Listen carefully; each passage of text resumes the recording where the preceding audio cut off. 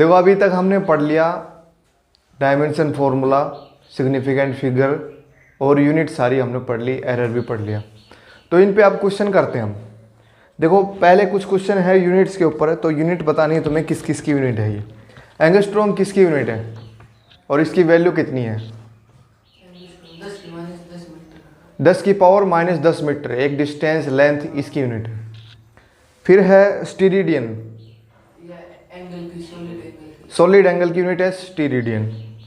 Arc minute arc second दोनों ही angle की यूनिट है, plane angle. Light year distance की, पारसेक भी डिस्टेंस की। एक बार वैल्यू और लिखो जरा, लाइट ईयर की वैल्यू और पारसेक की वैल्यू कितनी होती है?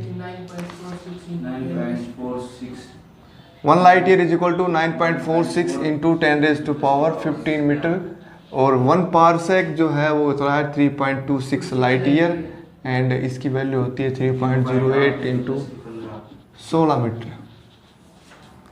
टेम्परेचर की एक बार जरा से रिवाइज करवा देता हूँ, क्विक रिकैप की। डिग्री सेल्सियस को कन्वर्ट हम करेंगे किसी भी दूसरी फॉर्म में तो क्या होता है? 5.9 degree Fahrenheit -32 is equal to kelvin -273। 0.25 होता है वैसे तो, लेकिन 15 होता है वैसे, 273 ये याद रखो तुम। तो तुम कन्वर्ट करो 0 डिग्री सेल्सियस को फ़ारेनहाइट और केल्विन में, और 100 डिग्री सेल्सियस को फ़ारेनहाइट और केल्विन के अंदर। देखो 0 डिग्री सेल्सियस होता है फ्रीजिंग पॉइंट, और ये होता है बॉइलिंग पॉइंट या मेल्टिंग पॉइंट भी बोलते हैं इसको हम, क्योंकि 0 से ऊपर जस्ट करेंगे तो मेल्ट हो जाती है आइस, और 0 से जस्ट नीचे जाएंगे तो फ्रीज हो जाएगी। 100 डिग्री बॉइलिंग पॉइंट। तो यहाँ पे कन्वर्ट करो इसको फ़ारेनहाइट, डिग्री फ़ारेनहाइट और केल्विन के अंदर। 0 डिग्री सेल्सियस और 100 degree Celsius. Normal body temperature तो कन्वर्ट कर रखा है हमने, 37 डिग्री सेल्सियस को 98.6 फ़ारेनहाइट में बना था, और एक बार केल्विन में और कर दो जरा उसको। नॉर्मल बॉडी जो टेम्परेचर है ना 37 डिग्री सेल्सियस, उसको केल्विन में और कन्वर्ट कर देना एक बार। देखो केल्विन के साथ डिग्री नहीं लगता है, सेल्सियस और फ़ारेनहाइट के साथ डिग्री लगता है, ये बात भी ध्यान रखनी है। जरा बताओ मेरे को एक बार। 0 degree Celsius is equal to 273 kelvin और 32 डिग्री फ़ारेनहाइट, और 100 degree Celsius is equal to 212 और 373 केल्विन, और 37 degree Celsius is equal to 98.6 Fahrenheit degree Fahrenheit, and 210 degree, sorry degree नहीं आएगा इसमें, केल्विन। नेक्स्ट क्वेश्चन है अब एरर के ऊपर। एरर का एक बार जस्ट रिवाइज कर लो जल्दी से एक बार, क्या है एरर, परसेंटेज एरर कैसे निकालते हैं।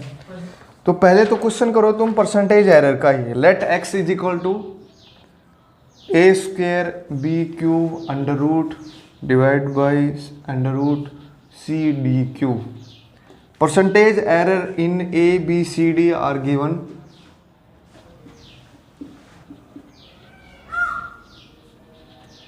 One 1%, 2%, 4%, 2%। Find the percentage error in x। Percentage error in x हमें निकालना है। निकालो जरा इसको। देखो इसका फॉर्मूला क्या सा बनेगा परसेंटेज एरर में, delta x by X into में 100 इज इक्वल टू, सारे मल्टीप्लाई में तो प्लस, सारे में प्लस ही साइन आएगा, पावर आगे जाएगी 2, delta a plus a into 100, और इसकी पावर हो जाएगी 3/2 delta b by B into 100, and half delta c by c into 100, और इसकी पावर फिर से 3/2 delta d by D into 100।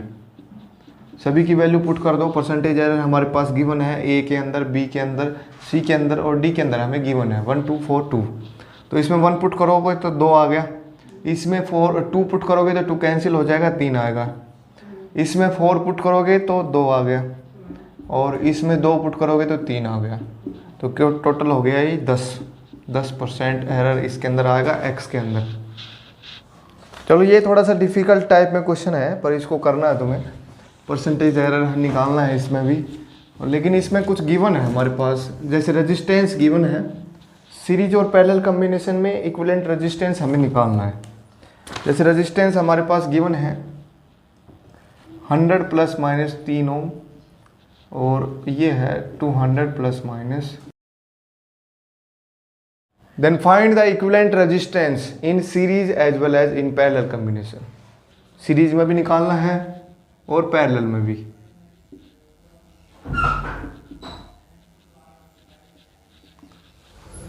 Series में तो सिंपल ऐड करते हैं हम। रेजिस्टेंस क्या होता है सीरीज में, R1 प्लस R2 है ना, तो सिंपल ऐड कर दो।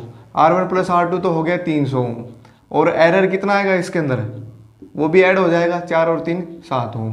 तो इसको हम R को लिखेंगे ऐसे 300 प्लस माइनस 7 ओम ऐसे एरर के साथ। तो ये वैल्यू होगी इसकी इक्विवेलेंट रेजिस्टेंस की। अब सिमिलरली पैरेलल कॉम्बिनेशन के अंदर हम कैसे करते हैं, 1/R is equal to 1/R1 plus 1/R2। तो इसके अंदर हमें एरर निकालना है। ये R की वैल्यू तो सिंपल निकल जाएगी, इन दोनों को ऐड करना है इनवर्स करके। तो 1/100 प्लस 1/200 कितना हो जाएगा, 1/200। एलसीएम आ गया 200 इनका, ऊपर हो गया 3, तो R आ गया यहाँ से 200/3। अब इसके अंदर एरर और निकालना है, तो डेल्टा R और निकालना है, तो वो निकालो जरा, उसमें थोड़ा सी गड़बड़ होगी अब तुम्हारी। देखो इसमें फॉर्मूला जो है ऐसा मैंने करवाया नहीं कभी तुम्हें, फॉर्मूला कैसे बनेगा इसका एरर का। तो वो सिंपल एडिशन हो या डिवाइड में हो, मल्टीप्लाई में, तो सिंपल हम कर देते थे। इसके अंदर कैसे होगा, चेंज करना है ना। चेंज करने का मतलब डेरिवेटिव करना है हमें, तो डेरिवेटिव करो इसका। तो डेरिवेटिव करोगे तो क्या आएगा, देखो इसका -1/R² इंटू में डेल्टा R है ना। सिमिलरली इसका भी यही आएगा -1/R1² delta R1, 1/R2² delta R2, यही आएगा है ना। डेरिवेटिव यही तो होता है, माइनस पावर आगे और एक पावर और कम हो जाती है तो नीचे स्क्वायर हो जाएगा। माइनस हटा दो दोनों साइड, इस यहाँ पे माइनस आएगा ना इसके साथ, तो माइनस हट जाएगा दोनों साइड से, ठीक है। वैसे भी एरर के अंदर माइनस साइन तो हम लेते ही नहीं हैं। तो हमें निकालना है डेल्टा R, इसको मल्टीप्लाई कर दो उधर, बाकी इसको सोल्व करो। अब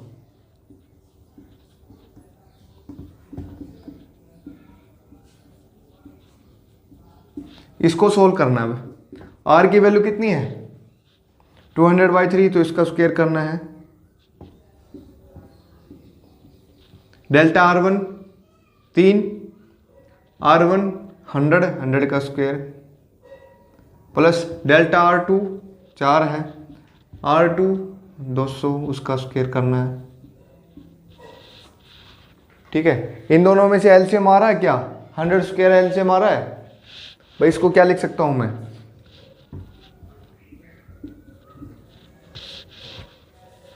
200 को क्या लिख सकता हूँ, 2 इंटू में 100, और तो उसका स्क्वायर को क्या लिखूंगा, 4 इंटू में 100² है ना। तो इसमें 100² कॉमन आ रहा है तो बाहर ले लो, 200² डिवाइड बाई 3 का स्क्वायर कर दो 9 डिवाइड बाई 100 का स्क्वायर। यहाँ पे बच गया 3 और यहाँ पे बच गया, ये कैंसिल हो गया, 1 बच गया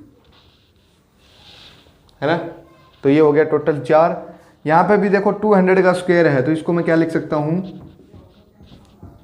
4 इंटू में 100², तो 100² यहाँ कैंसिल हो गया, और यहाँ पे भी 4 और 4 इंटू 4 16/9, और इसको सोल्व कर लेना फ्रैक्शन पार्ट में, तो ये कितना आ गया, लगभग 1.8 आ गया है ना। या फिर इसको ऐसे लिख सकते हो तो 16/9। तो हमारा जो इक्विवेलेंट रेजिस्टेंस आएगा पैरेलल के अंदर वो कितना आएगा, 200/3 प्लस माइनस 16/9। नेक्स्ट क्वेश्चन है, अब देखो कुछ सिग्निफिकेंट फिगर पे हैं, तो एक दो चीज़ें और करवा देता हूँ मैं सिग्निफिकेंट फिगर में, ये नोट कर लेना भाई अपनी में। सिग्निफिकेंट फिगर में पहले तो एक दो प्रॉपर्टी ये हैं, प्रॉपर्टी नहीं कुछ कैलकुलेशन में काम आएंगी, वो क्या है, देखो जब भी डिवाइड या मल्टीप्लाई करना हो, divide and multiply,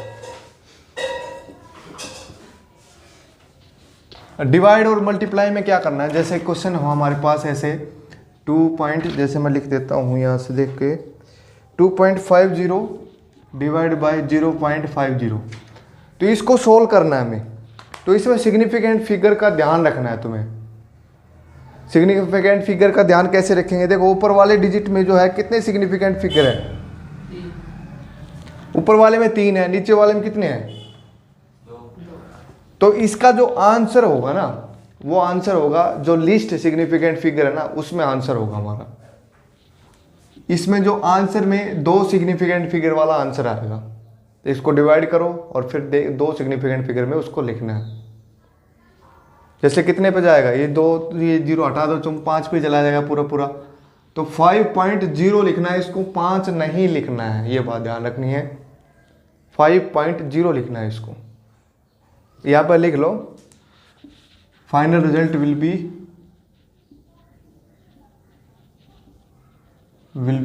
in least significant figure form. Least significant means इनमें से कोई सा जो लिस्ट है ना उसका, वही लिखना है हमें।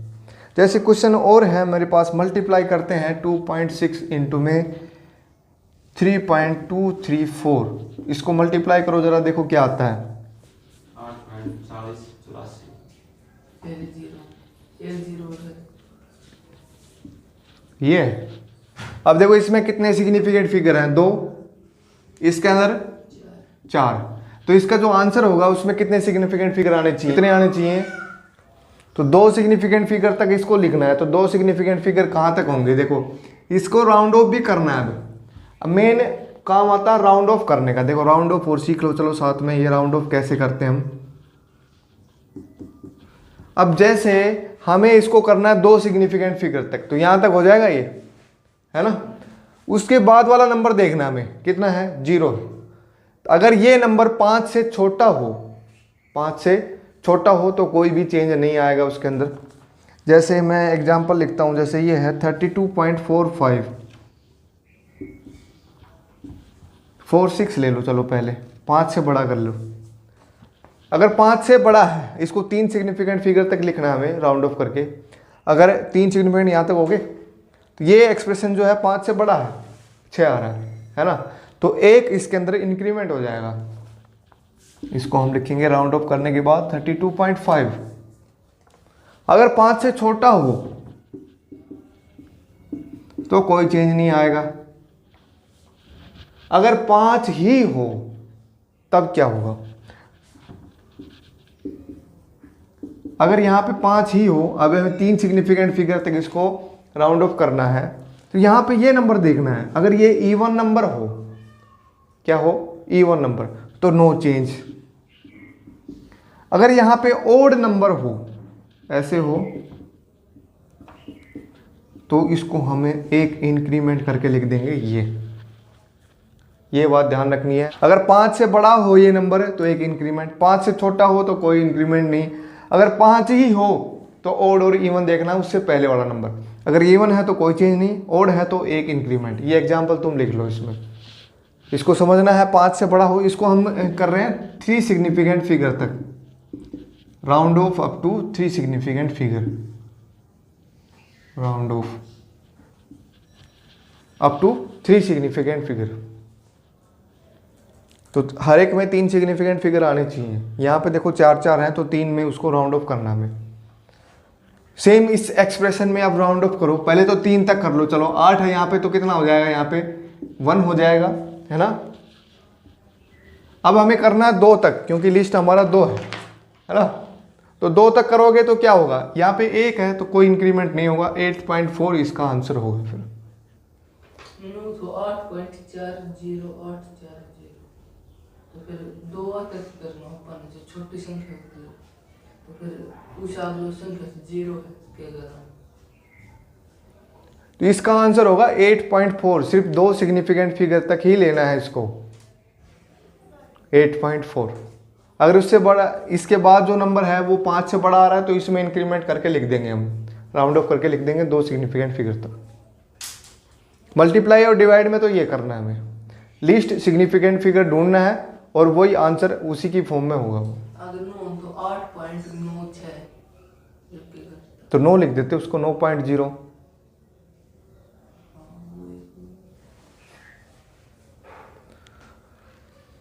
अब देखो एडिशन और सब्ट्रैक्शन में क्या यूज करेंगे, अब ये लिख लिया ना आपने।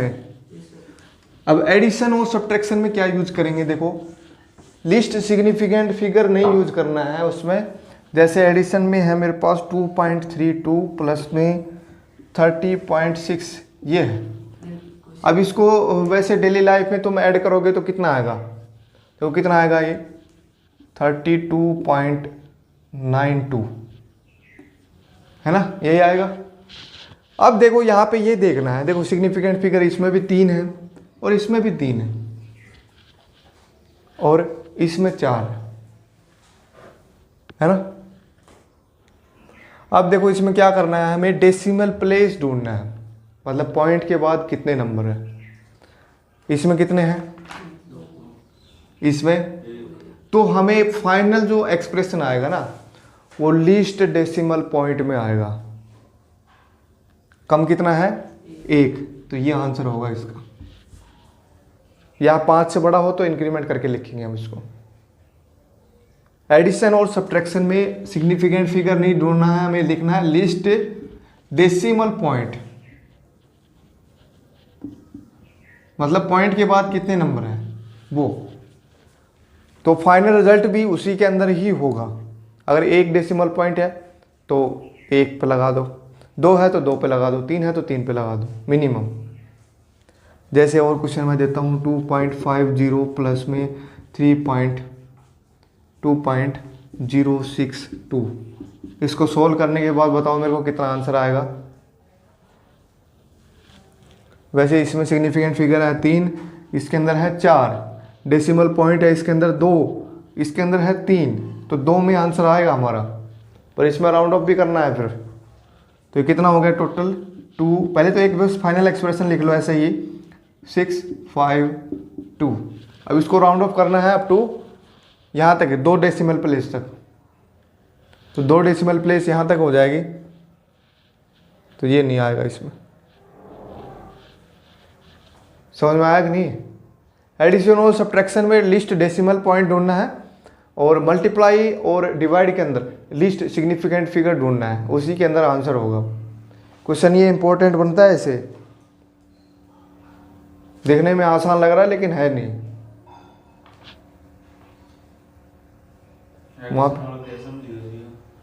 एडिशन और सब्ट्रैक्शन में हमें ढूंढना है लिस्ट डेसिमल पॉइंट, मतलब पॉइंट के बाद कितने नंबर हैं। जहां पे भी कम से कम नंबर है ना वही आंसर उसी की फॉर्म में आंसर होगा। तो जैसे इसमें 2 डेसिमल पॉइंट है, इसमें 3 है, तो 2 में आंसर होगा इसको। तो कुछ क्वेश्चन करके लाने तुम्हें घर से, इस पर ट्राई करने हैं राउंड ऑफ करके भी, और सारी चीज़ें इसी के अंदर हो जाएंगी। कैलकुलेटर यूज़ कर लेना, ऐसे तो नहीं। तो कैलकुलेटर में तो आंसर पूरा दिखाएगा ही, 2 भी दिखाएगा यहाँ पे, लेकिन जब क्वेश्चन आता है ना तो उसमें लिखा जाता है कि सिग्निफिकेंट फिगर का ध्यान रखते हुए इसको सोल्व करो, ऐसे क्वेश्चन आता है।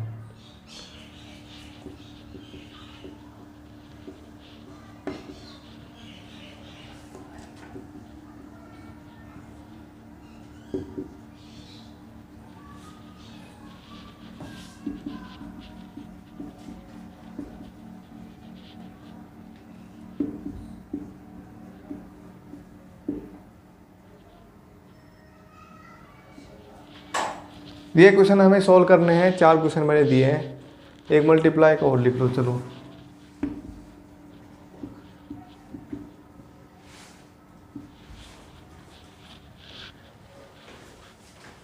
कैलकुलेटर से यूज करके इनका मल्टीप्लाई वगैरह कर लेना, डिवाइड कर लेना, और फिर तुम्हें सोल्व करना है ना। पेपर में आएगा ना तो बड़ी कैलकुलेशन नहीं आएगी, पेपर में आएगा ना तो सीधा हिंट मिल जाएगा तुम्हें भाई कितने सिग्निफिकेंट फिगर में आएगा। तो आंसर में एक ही ऑप्शन मिलेगा ऐसा जिसमें सिग्निफिकेंट फिगर मैच हो रहा हो। जैसे इसमें आंसर आएंगे तुम्हारे लगभग 1 पॉइंट कुछ, जैसे 2, 3, 4 ऐसे आंसर आ जाएगा। एक आ जाएगा 1.23, एक आ जाएगा 1.2, एक आ जाएगा 1.20। तो इनमें आंसर सेलेक्ट करना है तुम्हें कौन सा है। तो कैलकुलेशन करने की जरूरत ही नहीं है तुम्हें। क्या ढूंढना है, देखो इसमें आंसर जो होगा वो किस में आएगा, लिस्ट सिग्निफिकेंट फिगर कितना है 2.6 ये लिस्ट है ना, कितने हैं 2 हैं, तो 2 ढूंढने ऑप्शन में कहाँ है, इसी के अंदर है। सब में 3, इसमें 3 है, इसमें भी 3 है, इसमें 4 है, तो यही आंसर हो जाएगा हमारा। कैलकुलेशन करने की जरूरत ही नहीं है हमें, बस लीस्ट सिग्निफिकेंट फिगर ढूंढना है तुम्हें ऑप्शन में।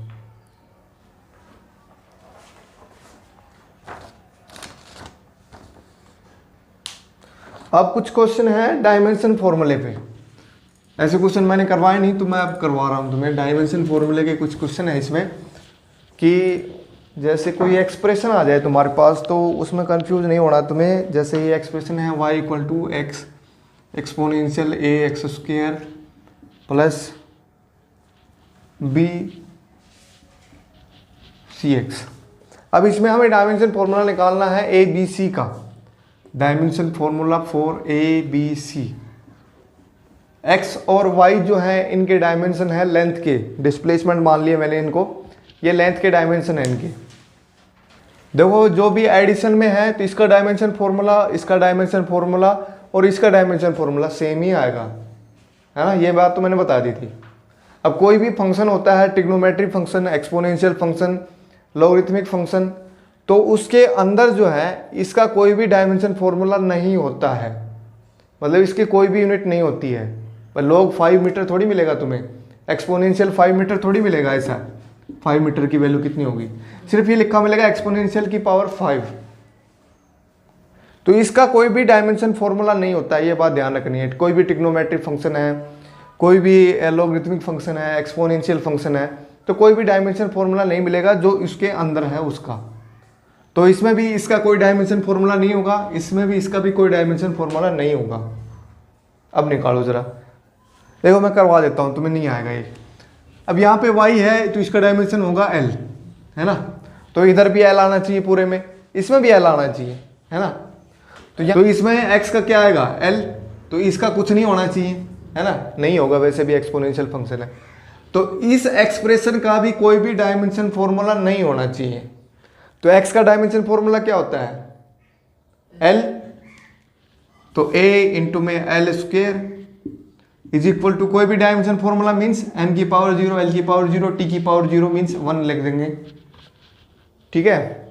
तो a का डायमेंशन क्या आ जाएगा। सिमिलरली इस c का क्या आएगा,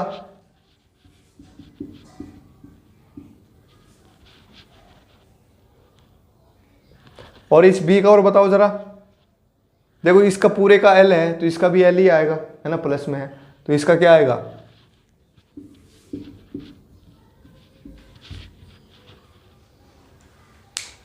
अब जैसे तुम ये करते थे y is equal to A sine omega T minus K X, है वेव इक्वेशन याद है तुम्हें, याद है।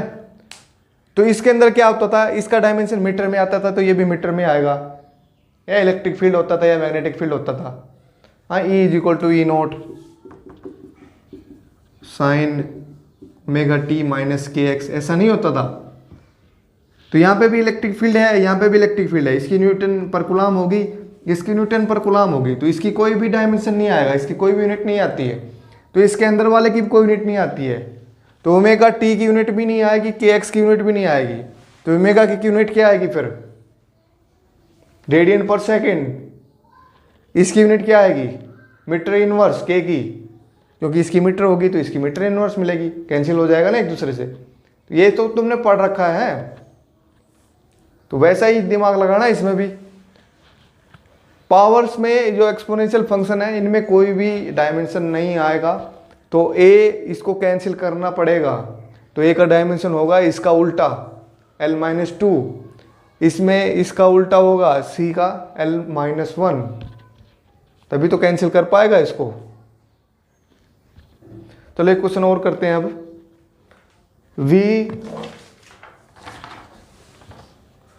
v इज इक्वल टू, इसमें वेलोसिटी है। अब ये मत कहना कि वेलोसिटी ही क्यों लिए। v is equal to u sine A T plus B E C T square plus T. Find the dimension formula of A B C and D. देखो इसका डायमेंशन फॉर्मूला होगा एल टी माइनस 1। तो इसका भी यही आना चाहिए, इसका भी यही आना चाहिए और इसका भी यही आना चाहिए। अब सोल्व करो इसको। इसका अंदर का कोई डायमेंशन नहीं होगा तो ए का डायमेंशन आएगा t-1, कैपिटल टी लेना है यहाँ पे।